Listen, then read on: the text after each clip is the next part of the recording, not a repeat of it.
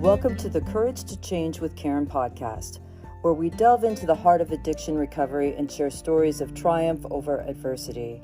I'm your host, Karen Gardner, your experience guide in addiction recovery, providing support for the families impacted by addiction. Hi everybody, Courage to Change, May 3rd. I'm on the wrong page. Literally and figuratively. May 3rd, detachment. At first it may sound cold and rejecting, not loving at all, but I have come to believe that detachment is actually a wonderful gift. I am allowing my loved ones the privilege and opportunity of being themselves. I do not wish to interfere with anyone's opportunities to discover the joy and self-confidence that can accompany personal achievements. If I am constantly intervening to protect them from painful experiences, I also do them a great disservice. As Mark Twain said, a man who carries a cat by the tail learns something he can learn. Let me say that again. I've never heard this before. As Mark Twain said, a man who carries a cat by the tail learns something he can learn in no other way. I find it painful to watch another person suffer or head down a road I believe to leads to pain. Many of my attempts to rescue others have been prompted by my desire to avoid this pain. Today I'm learning to experience my own grief, my own fear, grief, and anguish. This helps me to be willing to trust the same growth process in other areas because I know firsthand about the gifts it can bring. Sometimes it's more loving to allow someone else to experience the natural consequences of their actions, even when it's painful for both of us. In the long run, both of us will benefit. Today, I will put love first in my life. Well, this is the crux of the problem, isn't it? It's just so interesting to me when you're going through these things like I am right now, in my own life, how the readings take on a different meaning. Like everything is like crystal clear, right? Really, really poignant. I picked up my mother's ashes this morning, and I think that was the most adulting thing I've ever done, right? And I did it by myself, and just everything takes on a new meaning. This detachment has been a huge, huge thing for me during this process. The thing about this program is this: the things they teach you think are just about like this loved one in your life, but it translates to everything else. I have had to detach with love while I'm going through this process with my mom, not just detaching, letting her go, but everybody in the family's own reactions and their own, their own pain and grief, and just try to stay in my own space, stay in my hula hoop and experience my own pain. I mean, there seems to be something about wanting to escape my hula hoop to help someone else with their pain, because then I don't have to deal with mine. And I have to let everyone have their own experience, whether it looks like I think it should be or not, right? If you really love somebody, you will let them figure it out. You'll let them, hold the space for them so they can learn their own lessons. And they're not and we're all on these different levels. So some people don't have to learn on the level that I do. Some people get to skate a little freer on it. Or maybe it's just not their time or not their journey. But, it's been such a, God, I just think about all the years before I hit recovery where I was just so engulfed in everyone else's life and their reactions and their feelings, almost like a mega empath, right? Like empath. If there was a superhero empath, that'd be me, And a lot of that was to cover up for my own stuff. I don't want to be in my own hula hoop.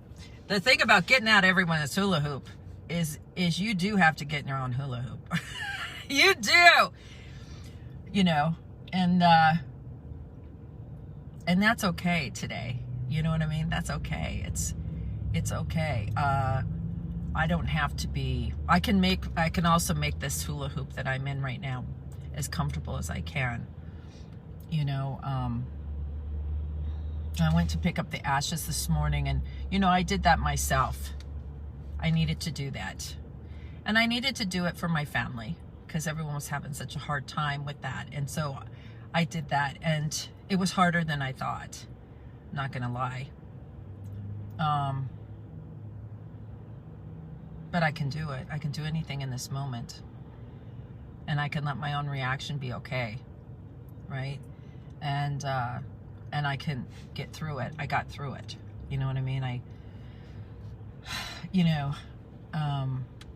got through it. You know, I called a friend of mine and said, hey, I've got my ashes and my mom's ashes with me. I just got in the car and I can't seem to let them go. Put them in the seat next to me. And so she told me a story about her aunt and how she slammed on the brakes and these ashes flew all over the car. And it got me laughing. And it got me like, okay, come on now. Right? Come on, let's go. Right? Everything's okay. And I got a coffee and I thought I gotta do my meditations. I gotta keep moving, right? And I gotta leave people alone. I really do. I have to leave people alone.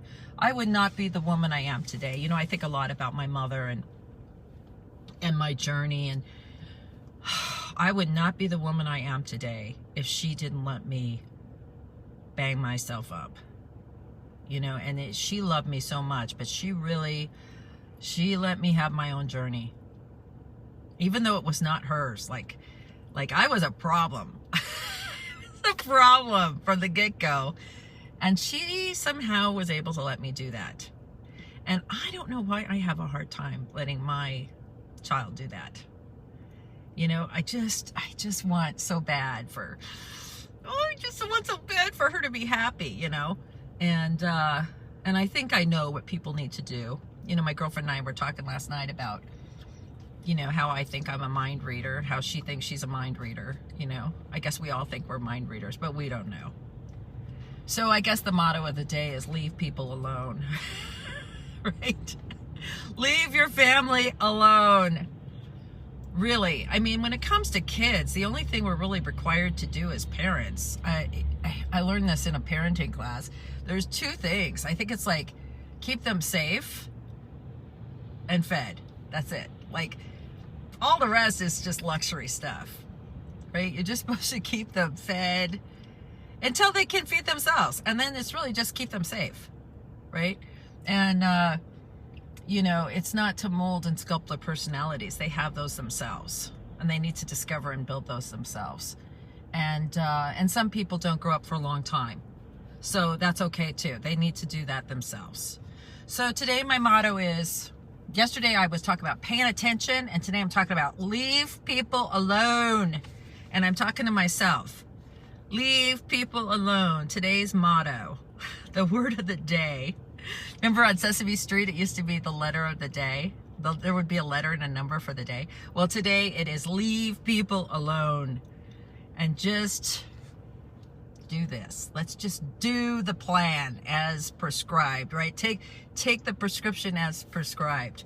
Stay in the moment, ask God for help, and see if I can help someone else, right? Let's just do that. Let's just see if we can leave our ideas. And, you know, it's so hard. I got to tell you, during this time of loss, and to leave people alone is hard because they're not saying and doing what I think they should do, you know? And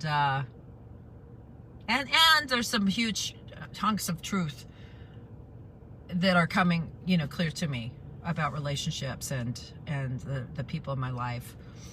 Because I live so far away from them, I like to have these ideas. And then I get there and it's not the it's not what I dreamed up, right? But it's all perfect. So I'm just going to leave people alone today and see what happens. I love you all. Thank you for being on this journey with me. Love to hear your comments. Again, if you're watching this, just to let me know, because since none of you respond, just put a flower. Post a flower for me so I know you watched it and you got something out of it, okay? I love you all. Bye.